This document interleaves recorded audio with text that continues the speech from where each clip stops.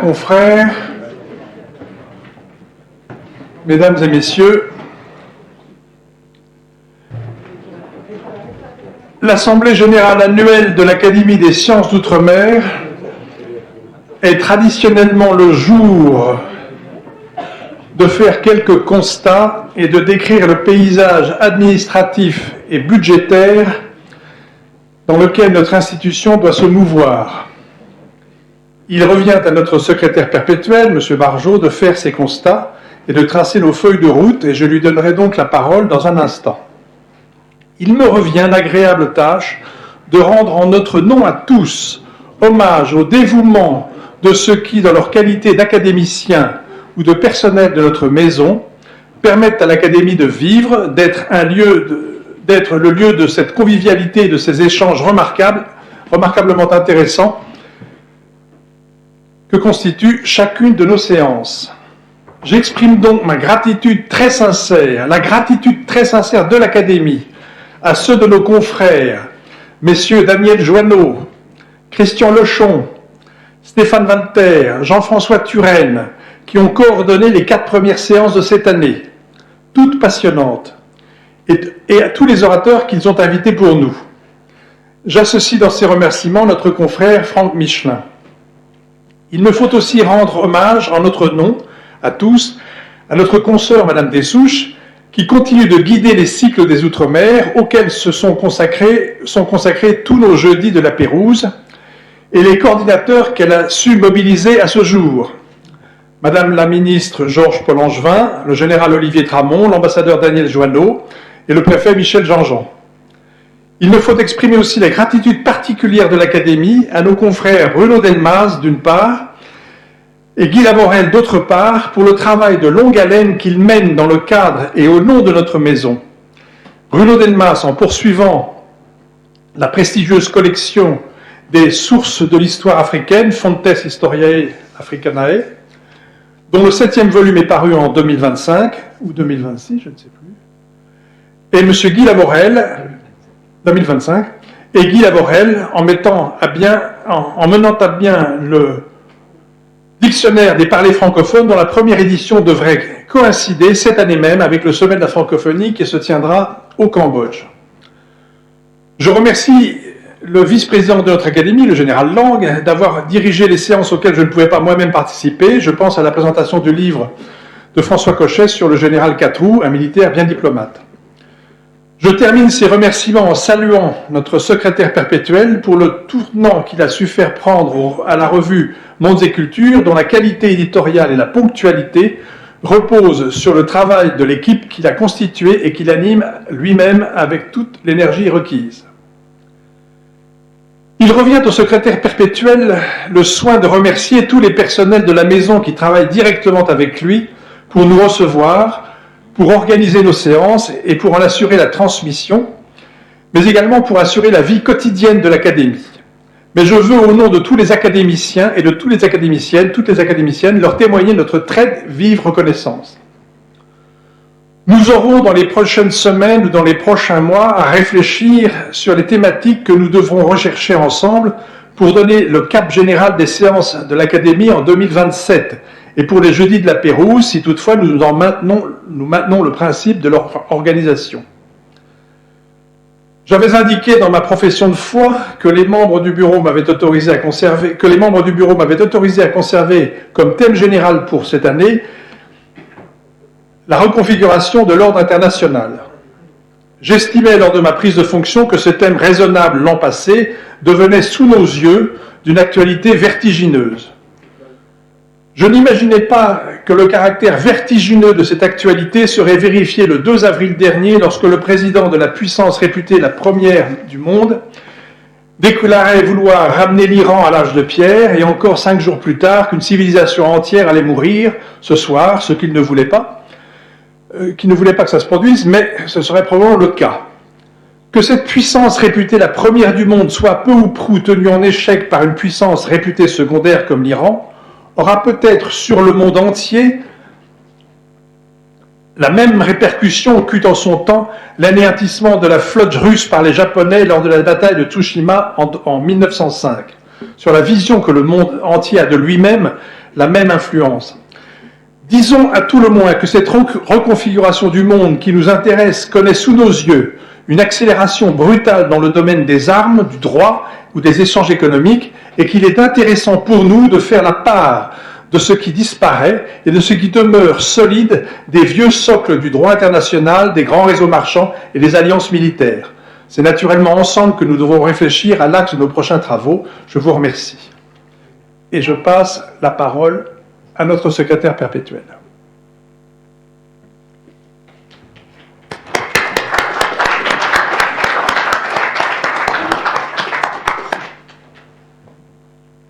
Merci, Monsieur le Président.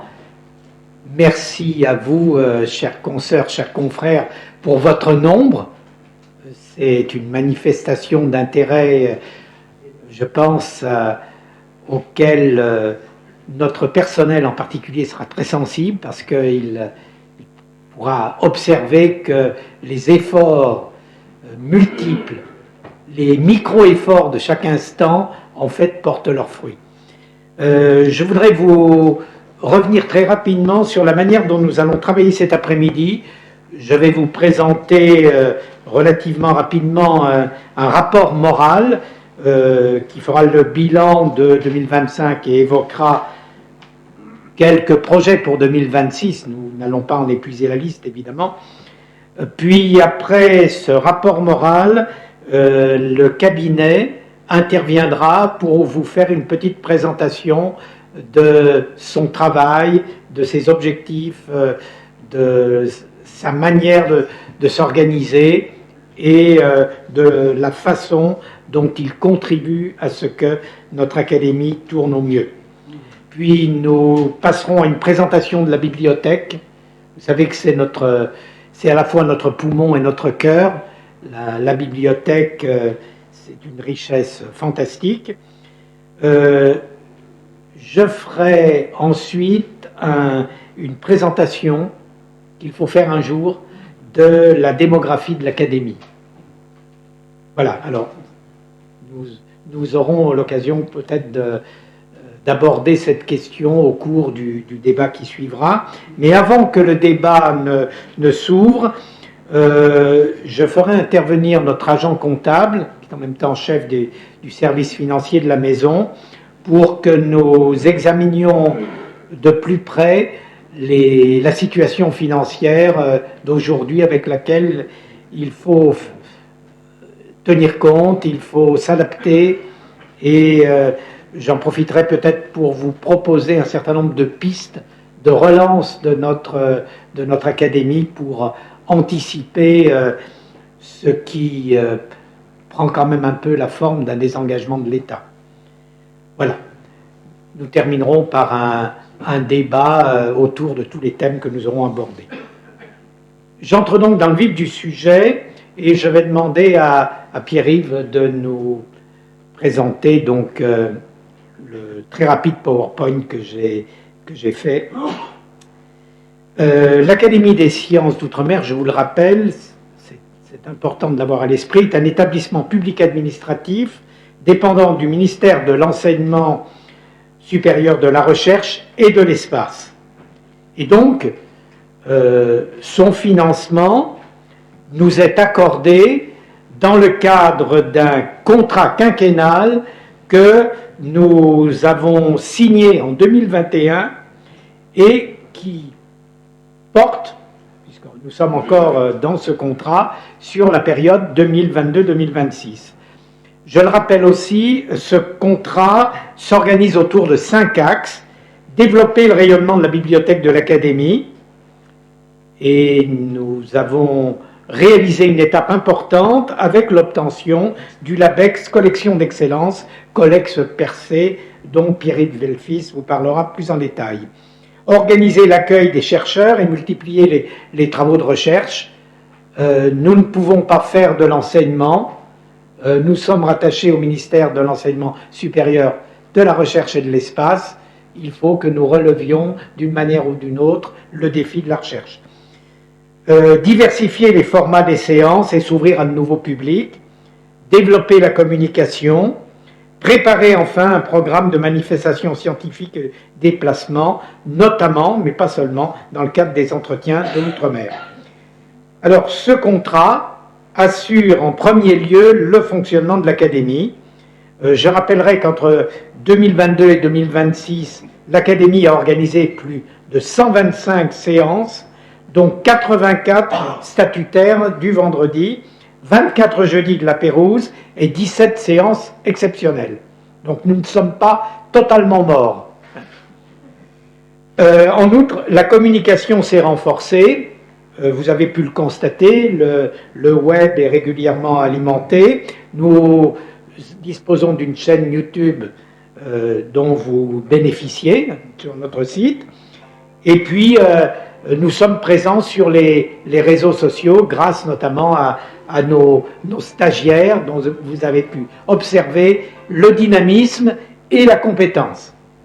Je rappelle qu'aujourd'hui, nous organisons un véritable concours de recrutement de nos stagiaires. On vous retient l'élite de l'élite. Donc, ça doit avoir des résultats et je crois qu'on peut les observer. Nous avons aussi, malgré tout, rendu une production scientifique importante, plus de 200 ouvrages et articles recensés en 2024 et 2025. Nous avons donc pris, il y a 2 mois, un rendez-vous avec le ministère de l'Enseignement supérieur et de la Recherche en vue de préparer notre futur contrat quinquennal 2027-2031. Il faut le dire, la négociation dans laquelle nous sommes engagés se situe dans un contexte très difficile de contraction marquée des budgets et, ce qui est sans doute plus grave, de remise en cause du processus de contractualisation des établissements relevant de l'enseignement supérieur et de la recherche. L'Académie des sciences d'outre-mer a développé une activité soutenue et bien sûr, le premier volet de ces activités, c'est le programme des séances statutaires qui vous est affiché ici. Vous me permettrez de ne pas reprendre cette liste, simplement de nous y référer. La variété de ces séances, le nombre d'académiciens mobilisés, mais aussi d'experts extérieurs auxquels nous avons fait appel, n'est pas du tout négligeable. Alors, à cela s'ajoute, tableau 2, des séances exceptionnelles. Il s'agit en premier lieu, évidemment, de 2 événements majeurs. L'hommage à notre éminent ami et membre associé Boualem Sansal, et puis rendons justice à notre président, sans lequel cet événement n'aurait jamais pu avoir lieu, l'installation de Sa Majesté Samdech Preat Bat Norodom Sihamoni, roi du Cambodge, en qualité de membre associé à l'Académie, l'événement du 14 décembre. En second lieu, notre Académie a organisé des séances d'actualité intitulées les Jeudis de la Pérouse, et comme les séances statutaires se déroulant de 15h à 17h30, le créneau du jeudi étant intéressant dans la mesure où, en général, ça nous procure une assistance relativement fournie. Alors, des thèmes différents ont été abordés. Là aussi, vous pouvez les découvrir sur le tableau. Revenons, s'il vous plaît, au sommaire. Voilà. S'y sont ajoutées également des manifestations académiques visant à une meilleure insertion internationale. Et je commencerai par le bijou de notre académie, que nous devons à l'action commune de Bruno Delmas et de Muriel Roeland, présente ici également. Ce sont évidemment les Fontes Africanae Historiae. L'Académie des sciences d'outre-mer, rappelons-le, est responsable d'un programme de l'Union académique internationale. C'est très important parce que cela nous fait entrer dans le top des académies au niveau mondial. Alors, nous y entrons par une petite porte, mais nous y sommes quand même. Elle a publié en coédition avec Goettner, un éditeur spécialisé très savant, 6 volumes, dont en 2025 l'ouvrage collectif Le Comte Maurice Beniowski ou Le rêve d'un royaume malgache, recueil de documents 1774-1786. Deuxième action d'internationalisation, en collaboration avec l'Académie internationale d'histoire des sciences et l'Union académique internationale, nous avons organisé une session du Congrès international d'histoire des sciences et de la technologie de Dunedin en Nouvelle-Zélande du 29 juin au 6 juillet 2025. Alors, je vous rassure, nous n'avons pas pris sur les crédits de l'Académie pour nous rendre à 3 personnes à Dunedin. Le budget de l'Académie ne s'en serait pas remis. Nous avons participé à ce congrès en visioconférence et les 3 participants, Madame Thilo de Grissac, Bruno Delmas et moi-même, nous l'avons fait en plein milieu de la nuit, voilà, aux alentours de 2 heures du matin, pour participer à cette session. Il faut le dire, nous allons en tirer un volume des cahiers de mondes et cultures autour du thème « Les représentations de la nature dans les sociétés pré-industrielles ». Une troisième entrée internationale, c'est bien entendu notre coopération maintenant bien installée avec l'ARSOM, l'Académie royale des sciences d'outre-mer belge.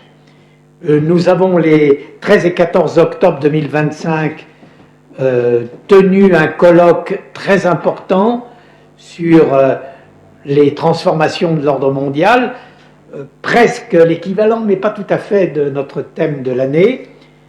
Colloque extrêmement riche, malheureusement endeuillé par la mort subite de notre confrère Roland Pourtier, auquel nous dédierons le numéro 1 des cahiers de Mondes et Cultures qui reprendra les actes du colloque. Cet ouvrage est pratiquement terminé et nous devrions en avoir la disposition au mois de mai ou au plus tard au début du mois de juin. Grâce à Madame Nathalie Jay, dont vous connaissez l'expertise, la compétence et la patience, parce que quand on est éditeur, il faut forcément être patient. J'y ajouterai évidemment les séminaires consacrés à l'outre-mer, puisque le volume 3 des cahiers de Mondes et Cultures, ce sera la reprise des articles essentiels présentés au cours de ce séminaire. Alors, parmi les autres activités notables de l'Académie, notons les événements suivants. Une journée d'études sur les relations franco-ivoiriennes, co-organisée avec l'ambassade de Côte d'Ivoire. Je vous rappelle que nous avons une convention avec l'une des académies ivoiriennes et que c'est strictement l'application de cette convention. Chaque année, nous accueillons dans nos locaux des étudiants de Côte d'Ivoire, à peu près une trentaine. La séance franco-sénégalaise sur l'actualité de Mamadou Dia, en collaboration avec la Fondation Mamadou Dia.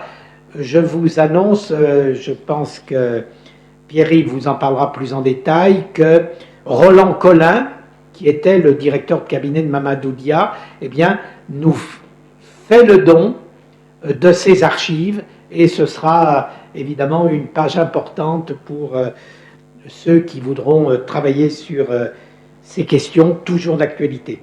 Un séminaire de recherche consacré à 25 ans de la déclaration de Bamako. Ajoutons encore le partenariat avec l'hebdomadaire Le Point sur le thème Les Outre-mer aux avant-postes. Une précision. Jusqu'ici, nous y étions associés de manière passive, c'est-à-dire que nous allions en force assister aux séances. Nous avons pu observer cette année que le mouvement imprimé par Le Point s'essoufflait un peu et nous avons convenu avec Le Point que désormais nous serions un acteur vraiment présent dans la conception de ces rencontres du Point qui ont lieu la dernière semaine de janvier. Donc c'est un événement important.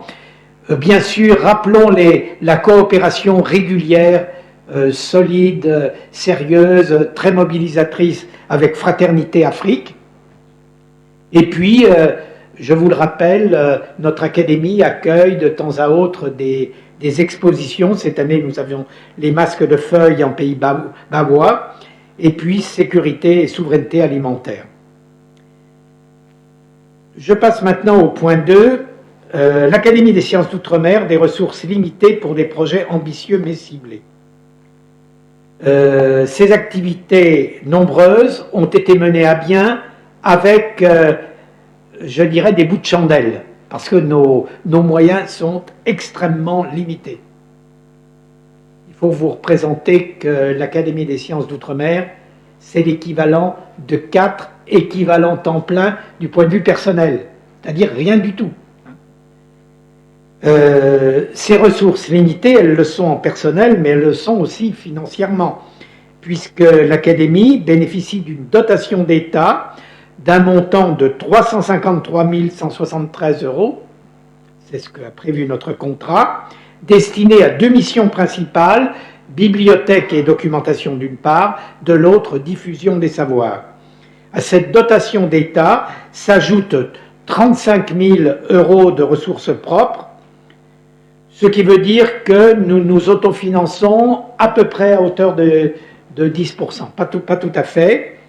Et là, vous êtes des acteurs essentiels, car sur les 35 000, eh bien, près de 30 000 viennent de vos contributions volontaires. Au fond, si nous avons une petite marge de manœuvre, c'est grâce à l'engagement de tous ceux qui acceptent de nous apporter des dotations. Ajoutons que le solde est en gros correspondant aux ventes d'ouvrages que nous faisons, notamment les ventes de Mondes et Cultures. Alors malgré tout, malgré ces moyens très limités, l'Académie a mené à bien des réalisations significatives. En premier lieu, en 2025, je vous le rappelle, nous avons terminé les travaux de rénovation du 3e étage. Je crois ne pas trahir votre opinion, cette salle Pierre-Génie du 3e étage est quand même d'une extrême utilité, maintenant qu'elle est bien équipée. Il faut se rappeler que le bureau destiné aux membres du bureau, qui est juste à côté, est aussi équipé pour la visioconférence. C'est-à-dire que si un jour nous avions besoin d'organiser une grande manifestation avec une centaine de personnes, techniquement, nous sommes en mesure d'y faire face. Voilà. Deuxièmement, nous avons fait un effort de développement de la communication numérique grâce à une présence sur les réseaux sociaux, LinkedIn, Instagram, avec beaucoup plus de prudence, Facebook et TikTok. Mais il faut savoir que beaucoup de gens y sont présents, donc on ne peut pas s'en abstraire. En troisième lieu, il a été possible de rénover en profondeur la revue Mondes et Cultures. Elle est devenue une revue trimestrielle à comité de lecture, avec 3 numéros annuels, puisque correspondant à chacun de nos trimestres actifs, puisque nous avons les 3 mois d'été pendant lesquels l'activité de l'Académie s'arrête. Depuis 2024, la revue Mondes et Cultures est passée au format électronique. La part des exemplaires en format papier a été beaucoup réduite. Nous sommes actuellement à 65 exemplaires et compte tenu de la demande, je pense que nous allons tomber à 35 pour l'année qui vient, ce qui nous permet une économie substantielle de papier et de coûts d'impression, parce que le prix du papier a réellement explosé. Cela nous permet aussi une diffusion plus aisée. Nous sommes en négociation avec Kern nous sommes déjà engagés dans le réseau EBSCO, qui nous donne accès au monde anglo-saxon. Et puis, ajoutons que dans la même lignée, Pierre-Yves Belfils vous l'expliquera dans un instant, nous avons créé une collection HAL, 700 documents mis en ligne aujourd'hui. Et enfin, nous avons mis en place un annuaire électronique venant se substituer à l'annuaire papier. En quatrième et dernier lieu, l'Académie des sciences d'outre-mer s'est engagée dans une politique de conservation préventive de ses fonds. En effet, la bibliothèque Houphouët-Boigny conserve 5000 photographies dont l'identification et la datation sont malheureusement assez souvent malaisées, 357 cartes, de nombreux objets, affiches, gravures, médailles et tableaux, ceci au nombre de 35, c'est tout de même pas mal, dont l'inventaire est en cours. Il convient d'y ajouter des manuscrits anciens, à l'instar des manuscrits sorabais malgaches, qui ont fait l'objet d'une publication critique partielle dans notre collection des Fontes Africanae Historiae. Enfin, notre académie dispose de plus de 8000 photographies sur plaques de verre datant du XIXe siècle, ayant fait l'objet d'une numérisation soutenue via le mécénat, je le dois dire, de notre président, que je remercie ici en notre nom à tous. Et il nous reste à élaborer une stratégie d'avenir dans un contexte de contraintes lourdes. L'Académie des sciences d'outre-mer a défini 3 axes prioritaires de dépenses pour l'année à venir. D'abord, la valorisation et la diffusion des activités de l'Académie. Il s'agit d'opérer une refonte du site de l'Académie. Ça, nous ne pourrons pas le faire évidemment sur cette année, car pour avoir un site véritablement performant, répondant à toutes vos attentes, il faut à peu près 200 000 euros. Voilà, tout compris. Il nous faut, et ça c'est une urgence absolue, renouveler notre système intégré de gestion de bibliothèques devenu obsolète, et ça représente également 200 000 euros. Nous devons mener à bien le catalogage des fameux mémoires du CHEAM, Centre des hautes études sur l'Afrique et l'Asie moderne. Il reste 3807 documents à traiter.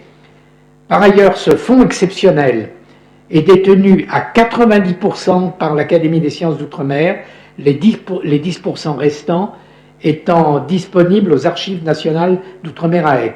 Vous avez compris, si on veut valoriser ce fonds et le rendre pleinement opérationnel, nous devons mener une opération commune avec les ANOM.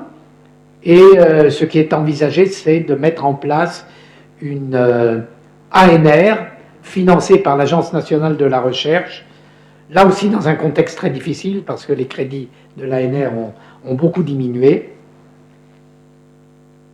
Pour mener à bien un catalogage complet des fonds, il conviendrait de réunir 20 000 euros à peu près. Parmi les autres travaux à prévoir, citons le traitement des fonds Raymond Descaries, portant sur Madagascar, environ 20 000 euros, la numérisation des dossiers des académiciens, environ 50 000 euros. C'est vrai que si nous avions une véritable base de données sur tous nos académiciens, ce serait un outil de travail absolument formidable. Le dépoussiérage des rayonnages du niveau N1, N-1 de la bibliothèque, environ 20 000 euros. Ça n'est pas très visible, mais c'est de l'intérêt de notre bibliothèque. Et enfin, et surtout, il est urgent de moderniser l'outil comptable dont dispose l'Académie. Je me permets de vous donner une petite explication. Nous sommes un tout petit établissement, avec un budget minuscule, sinon ridicule. Nous n'avons pas accès aux logiciels qui nous permettraient de nous insérer dans la comptabilité publique avec une pleine disponibilité de nos moyens. C'est hors de nous.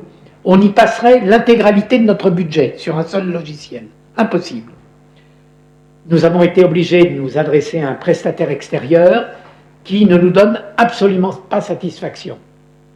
Et là, je touche du doigt un des grands problèmes qu'on connaît en France, c'est qu'on est très fort pour l'expertise a priori des projets, mais jamais a posteriori.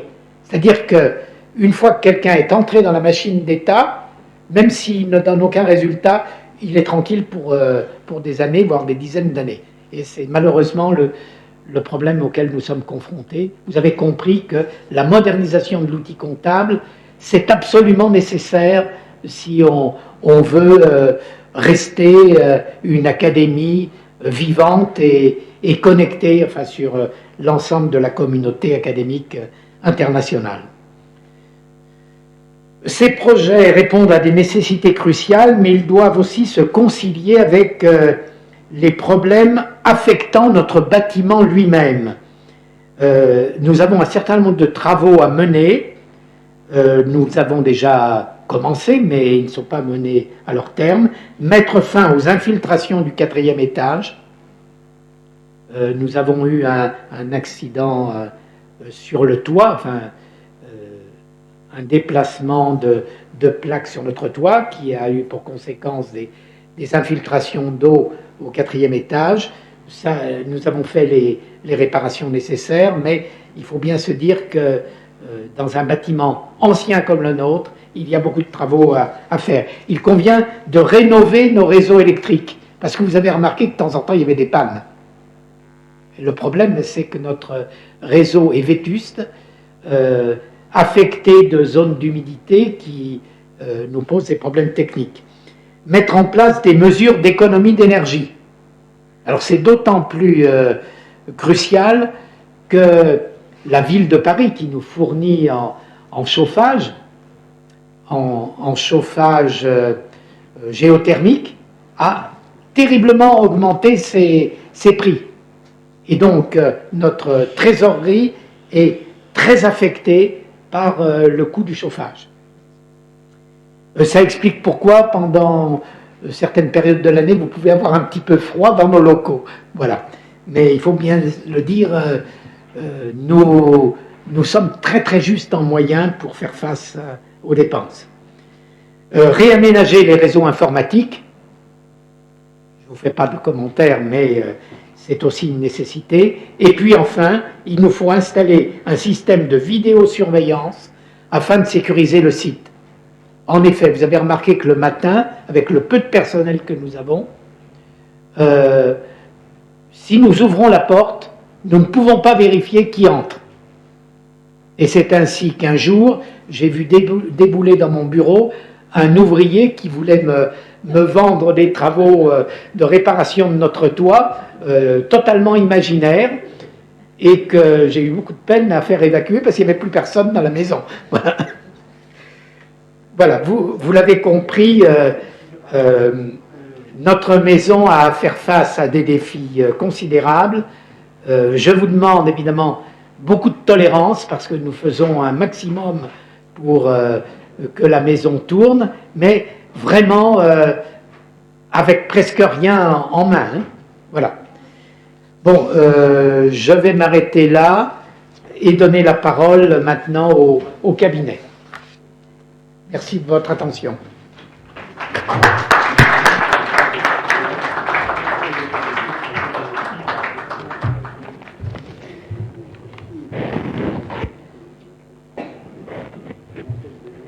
Alors, monsieur le secrétaire perpétuel, monsieur le président, mesdames et messieurs les académiciens et chers collègues, je vais vous présenter le cabinet avec voilà, ma petite présentation.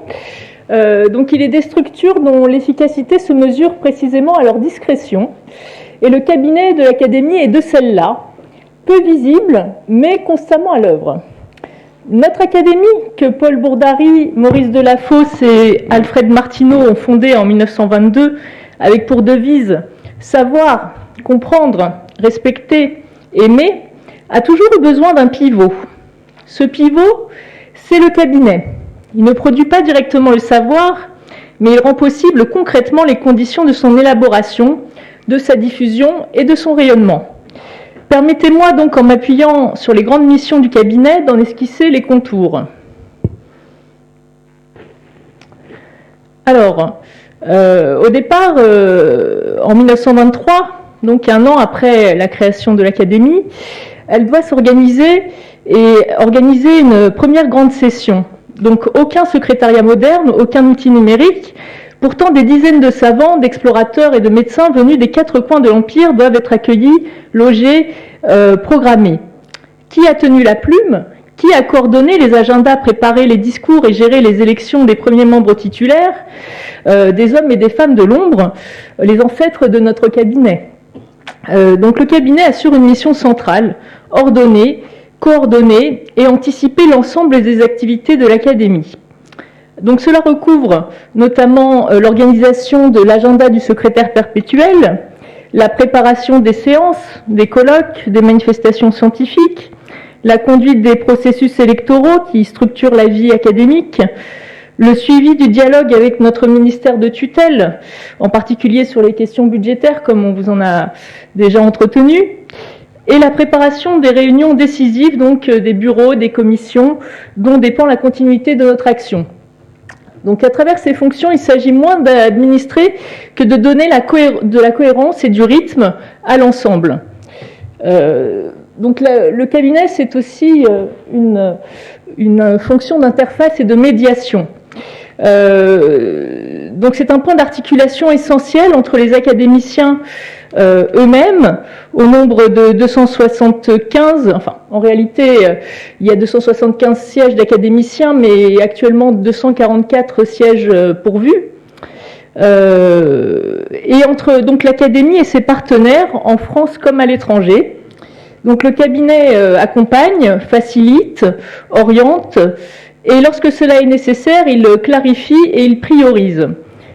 Puisque dans une institution qui est telle que la nôtre, la fluidité des échanges est une condition de l'efficacité collective.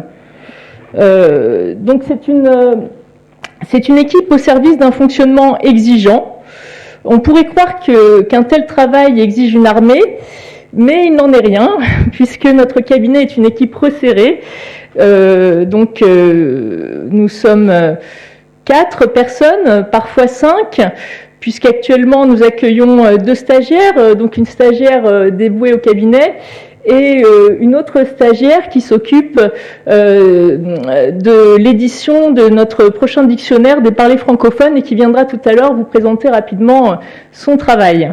Voilà, donc en réalité, donc on a une directrice de cabinet. Voilà, il s'agit d'assurer la cohérence globale, il s'agit de coordonner des projets spéciaux et l'interface avec les partenaires. On a donc une secrétaire, Laurence Caudroy, qui garantit la rigueur documentaire, le suivi des dossiers administratifs et qui apporte un soutien opérationnel à l'ensemble des activités.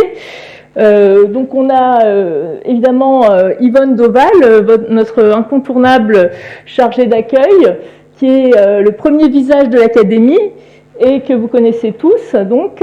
Et puis donc nous accueillons tous les 6 mois une nouvelle stagiaire, donc actuellement Camille Battiot, donc qui apporte un appui transversal, une innovation opérationnelle et notamment donc une dynamisation de la communication digitale et qui nous assiste donc dans l'organisation des séances.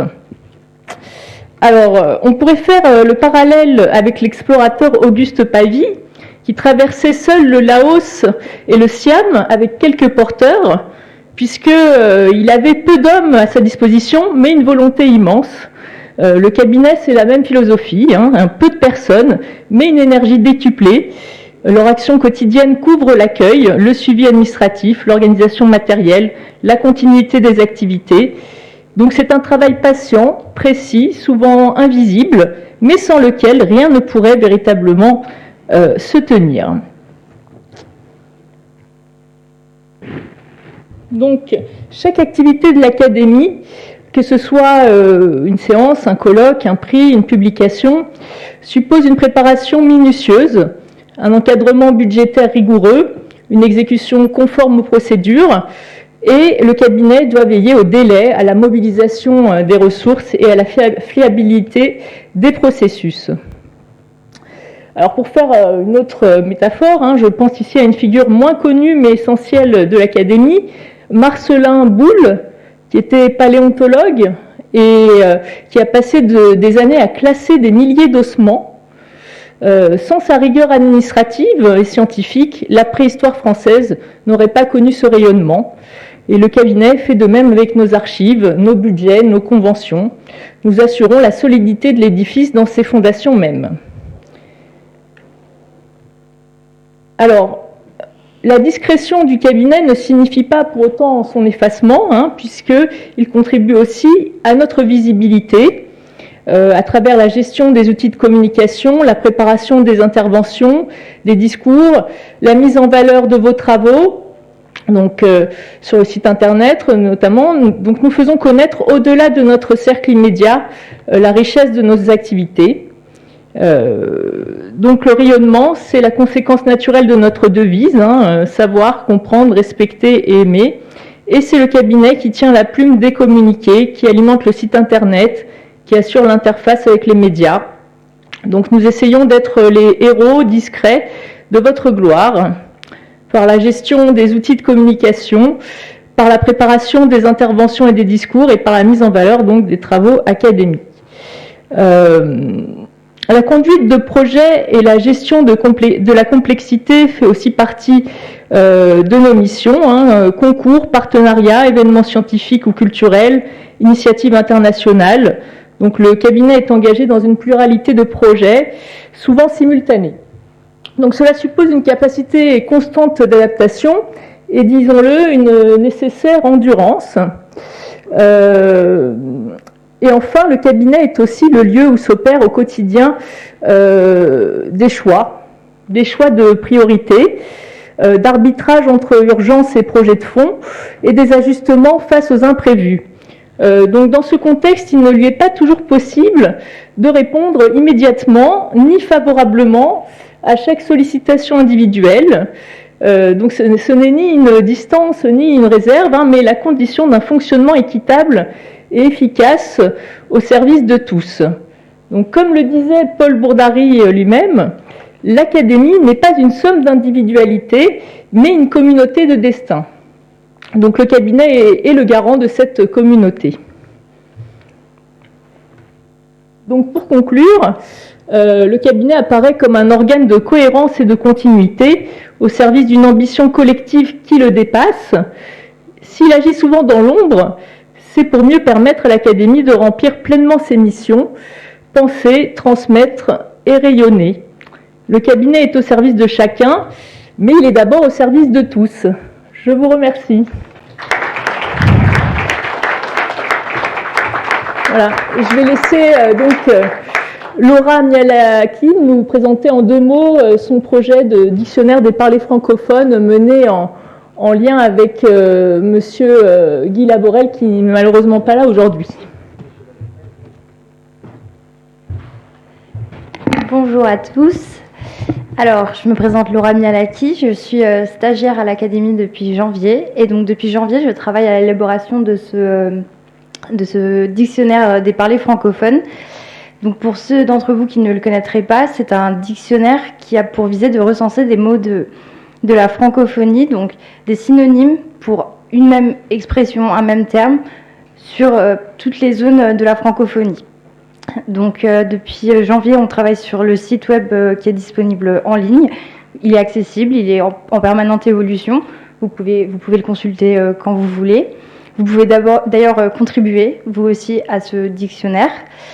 On repassera derrière vous, mais je pense que vous avez beaucoup de choses à dire, puisque la spécificité de notre dictionnaire, c'est de présenter ces termes en fonction de la culture dont ils sont issus. Donc vous qui êtes expert dans plein de domaines différents, je pense que vous avez beaucoup de choses à dire. Et donc, sur le sujet. Et donc, actuellement, on travaille sur une édition papier de ce dictionnaire, dans l'idée de la faire paraître lors du sommet de la francophonie en novembre. Donc, si vous voulez contribuer à cette version papier, il faudra le faire assez rapidement.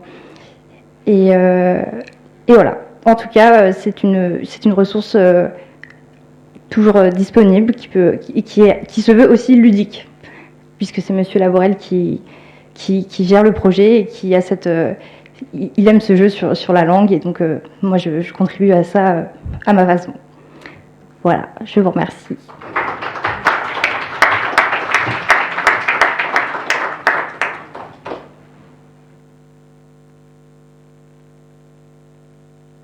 Pierre-Yves va nous présenter maintenant la bibliothèque.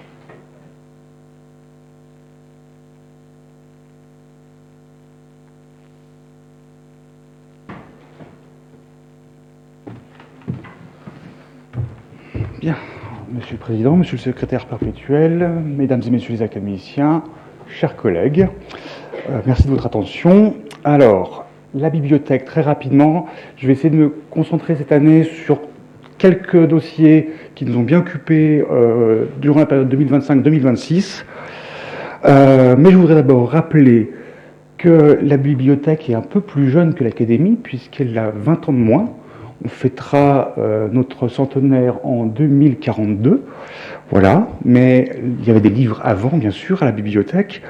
Voilà. En 2021, comme le disait le secrétaire perpétuel, la collection de la bibliothèque a été labellisée collection d'excellence Colex Percé. Alors, c'est une reconnaissance, bien sûr, mais c'est des devoirs. On doit être exhaustif dans nos domaines, qui sont les Outre-mer. Et comme en plus l'Académie est composée de 5 sections qui couvrent à peu près tous les champs disciplinaires des sciences, il nous faudrait un budget colossal pour acheter tout ce qui concerne nos domaines. Voilà, en français, mais pas que. Voilà. Donc, nous avons plus de 100 000 documents, etc., des photographies. Et justement, si on peut envoyer le PowerPoint, Camille, s'il vous plaît. Désolé, ça tombe toujours mal. Hop. Voilà, un des premiers... Oui, je ne m'inquiète pas. Vous savez qu'on a tout un petit manège là-bas qui, parfois, est un peu compliqué. Et là, je vois ma pauvre collègue qui... Gardez votre calme, Camille, c'est pas grave. Voilà, parfait. Vous pouvez enlever mon nom, par contre, s'il vous plaît. Donc... Le premier projet que j'ai présenté était vraiment intéressant parce que, comme je l'ai déjà dit ici, durant cet exercice annuel, nous avons énormément de trésors, mais peu connus. Et un des premiers, le plus facile à faire peut-être, c'était s'occuper de nos photographies sur plaques de verre. Alors, on a annoncé 5000 photos, ce qui est vrai, mais en plaques de verre, on ne savait pas trop ce qu'on avait. Et on s'est rendu compte qu'on avait pratiquement 8000 plaques de verre en plus de notre fond photographique. Tirage, etc., de diapositives. Sauf que les plaques de verre, comme vous le savez, c'est un support très fragile. On pouvait les communiquer, les montrer, mais elles tombent, elle est morte. Donc, nous avons réussi, grâce à Monsieur le Président et son action, un projet de numérisation fait par l'Agence du travail d'intérêt général et de l'insertion professionnelle. Ça se trouve à Poissy, à la maison centrale de Poissy. Et voilà quelques résultats de nos plaques de verre numérisées. Elles sont disponibles et accessibles et consultables en salle de lecture. Vous pouvez y aller. Elles sont toutes cotées, inventoriées. Alors là, on a un très beau baba. On voit aussi que les photographies n'ont pas fait que des photographies de personnes, de lieux. C'est parfois, comme nous on le fait avec notre téléphone, on prend une carte, on prend un dessin qui nous intéresse pour notre présentation, etc. Donc on a des choses comme ça. On a aussi plaque stéréoscopique, qui était l'ancêtre de la 3 dimensions, qu'on pouvait voir comme ça avec un petit appareil. Je ne vous l'ai pas descendu, on a encore l'appareil. Mais voilà. Donc, maintenant que ces plaques de verre sont numérisées, elles ont été enveloppées dans un papier bien spécial, complètement neutre, qui n'altérera pas la couche chimique de ces plaques de verre. Plus personne ne va les toucher. Désolé. J'étais peut-être le dernier à les voir. Et maintenant, on travaillera plus que sur les documents numériques. Mais là, on peut accueillir et communiquer et diffuser pleinement aux étudiants, aux chercheurs. On a des fonds fantastiques. je reviens juste un peu en arrière. Vous voyez qu'on a notamment sur Madagascar toute la collection de photographies de plaques de verre de Grand Didier. Voilà. Donc il y a vraiment là un fonds unique et des années de travail pour les chercheurs. Voilà. Alors, cette année, je vais aussi faire un point plus spécifique sur mes deux collaboratrices, sans qui je ne suis rien, et qui me font un travail extraordinaire. Je vais commencer par Blandine Journoux, que vous voyez à droite. Et alors, mes deux collègues, elles ont leurs tâches quotidiennes, inhérentes au travail des bibliothèques. Et normalement, ce travail suffit à un ETP.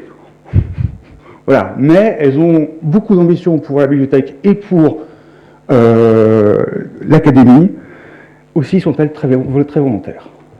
Blandine Journoux, on a créé donc, comme disait le secrétaire perpétuel, la collection HAL. Alors HAL, qu'est-ce que c'est? C'est hyper article en ligne. C'est un peu barbare comme ça ne veut pas dire grand-chose. Je pense que c'est de l'humour de bibliothécaire qui a fait référence à 2001 l'Odyssée de l'espace, le film de Kubrick. C'était le robot, l'intelligence artificielle dans le robot. Voilà. Ce projet HAL, j'aurais voulu que ce soit Blandine Journoux qui vous en parle, parce que c'est elle qui est aux manettes maintenant. Mais on fera peut-être, et j'espère, une présentation plus en détail et aussi une petite formation pour vous aider à vous accompagner sur ce projet pour mettre vous-même en ligne vos articles et vos documents. Donc c'est une initiative du Centre de la communication scientifique directe et du CNRS. Il y a plus de 1 600 000 documents déjà en ligne dessus. Voilà. Nous, on a commencé avec les recensions. Depuis quelque temps, Blandine met aussi les textes des séances qui sont déjà sur le site internet de l'Académie, ce qui nous donne un double accès. Bien sûr, quelqu'un qui connaît le site de l'Académie, qui sait que dans les programmes passés, on va retrouver les textes des interventions, peut aller les consulter. Mais en passant par le portail du CNRS, il va aussi nous retrouver. Voilà. Voilà. On a commencé en septembre. On avait créé la collection juste avant les vacances d'été. Et voilà. Et en septembre, ma collègue Blandine Journoux s'est fait la main et vous voyez que maintenant, elle a un rythme tout à fait convenable. Les communications aussi sont intéressantes à voir. Là, c'est les liens donc les articles consultés et téléchargés que vous voyez ici. Alors, vous voyez qu'on commence un peu avant septembre. C'est normal aussi parce qu'on en a profité pour récupérer certains des textes qu'on a ajoutés à notre collection, qui appartenaient à notre collection, mais qu'on a ajoutés. Ça va être les textes de M. Barjot et certains d'entre vous. Voilà. J'affichais tout à l'heure, vous le voyez, 250 résultats. C'était hier soir quand j'ai fait mon PowerPoint. Dans la nuit, 10 des dépôts qui ont été saisis par Blandine ont été validés. Donc on est pratiquement à 265 maintenant. Voilà. Et je sens que je dépasse un peu. Je vais passer à ma deuxième collègue, Julie Ardouin, à qui nous a fait cette magnifique nouvelle brochure pour la bibliothèque et qui en plus va la distribuer dans d'autres bibliothèques scientifiques. Voilà, pour notre rayonnement. Julie, qui s'occupe normalement du catalogage. Le catalogage, c'est pratiquement une science, enfin une norme compliquée pour les bibliothécaires et stricte. Voilà, elle a l'énergie encore de faire ça. Elle a l'énergie aussi de nos réseaux sociaux, puisqu'elle les avait un peu réorganisés, formatés, et donné une cohérence un peu à ces choses compliquées, surtout que, comme on l'a dit, c'est des personnels stagiaires qui changent tous les 6 mois. Chacun a sa propre approche des réseaux sociaux, donc il fallait un cadre pour l'académie avec des modèles de référence. Voilà, ça a été fait. Quand je dis qu'elle s'occupe du catalogage, elle s'occupe du catalogage des ouvrages courants, tout ce qui nous arrive par commande ou service de presse, mais aussi du catalogage rétrospectif de la DILA, donc le gros fonds qui nous avait été apporté au début des années 2020.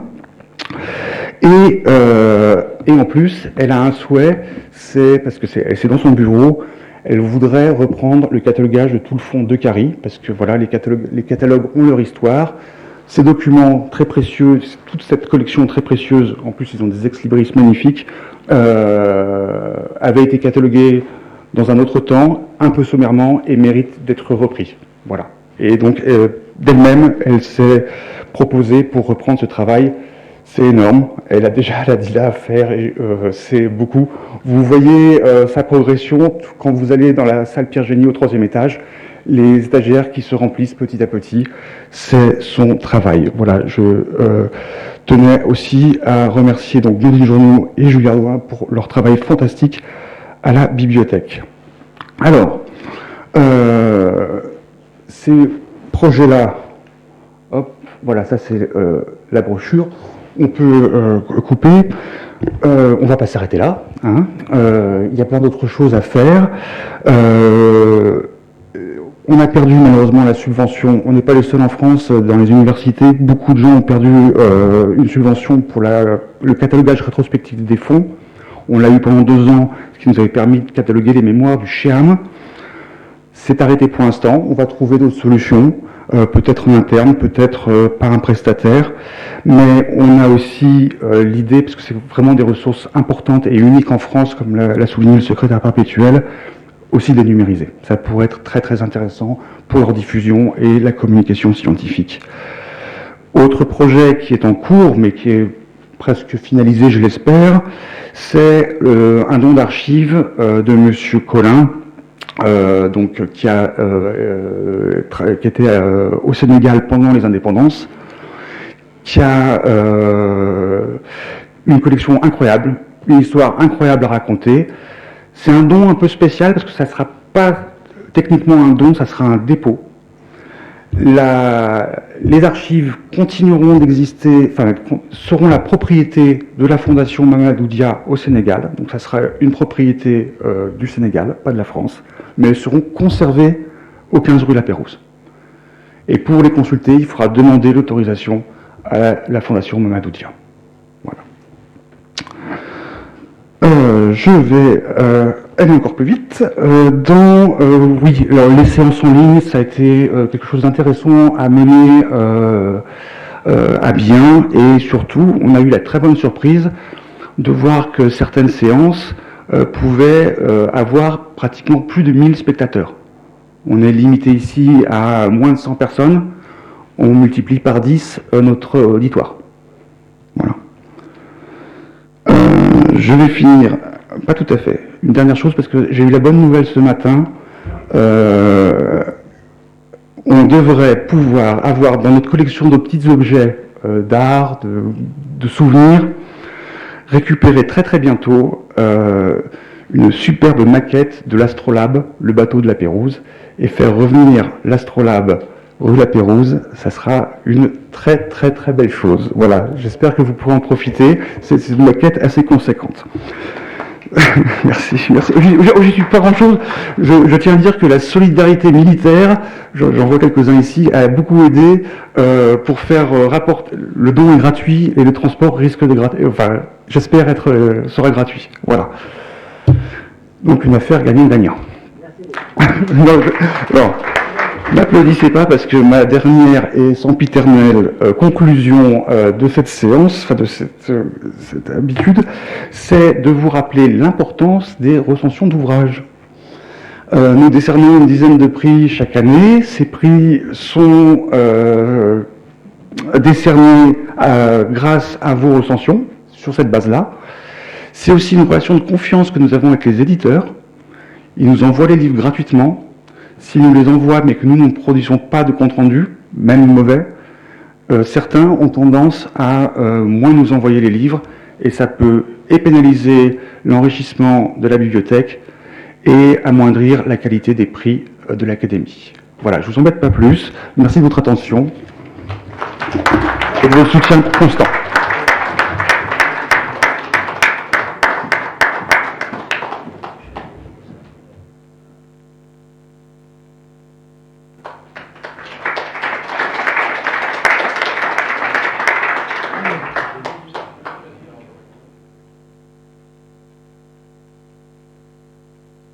Michel Loyon a une question à poser. Ah, Michel, oui.